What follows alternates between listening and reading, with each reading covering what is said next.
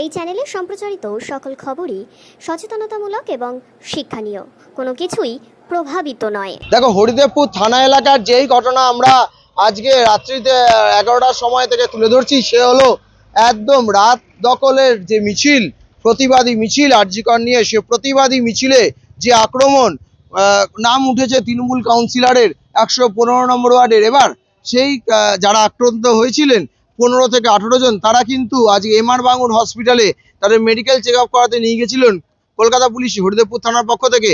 এবং সেই ঘটনার পরে পুলিশ কোন ব্যবস্থা নেয় এবং কোন দিকে হাঁটে পুলিশ, জিজ্ঞাসাবাদ কি করবে কাউন্সিলরকে, না কাস্টাডিতে নিয়ে জিজ্ঞাসাবাদ করবে, না আমরা দেখতে পেয়েছিলাম যে হুগলির ডানকুনিতে দাবাং ভূমিকায় পুলিশ সুপার এক কাউন্সিলরকে জিজ্ঞাসাবাদ করেছিলেন, সেই ভূমিকা কি দেখতে পারবো হরিদেবপুর থানার পুলিশের মধ্যে?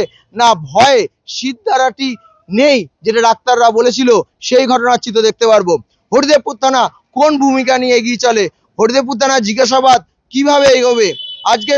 আজকে সকাল 6টায় কাউন্সিলর উপস্থিত থাকবে করুণাময়ী মোড়ে তার বস্ত্র বিতরণ অনুষ্ঠানে।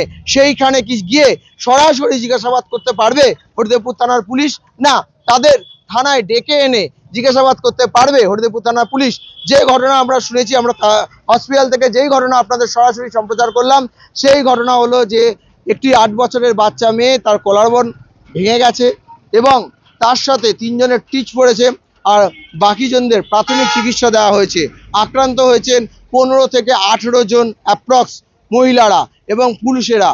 যেই সব মানুষকে আজকে মারা হয়েছে, তারা কিন্তু কোনো রাজনৈতিক পতাকা বা ঝান্ডা নিয়ে মিছিল করেনি। তারা আরজি করের তিলোত্তমার মৃত্যুর বিচার চেয়ে মিছিল করছিলেন এবং সেই মিছিলেই আক্রমণ, পুলিশের উপস্থিতিতে আক্রমণ, অর্থাৎ পুলিশের তত্ত্বাবধানের যে মিছিল যাচ্ছিল, সেই মিছিলেই কিন্তু আক্রমণ ঘটেছে। এবং আক্রমণের চিত্রে খোদ উঠে এসেছে কলকাতা কর্পোরেশনের 35 বছরের কাউন্সিলর, অর্থাৎ কলকাতা কর্পোরেশনের চিফ হুইকের নাম।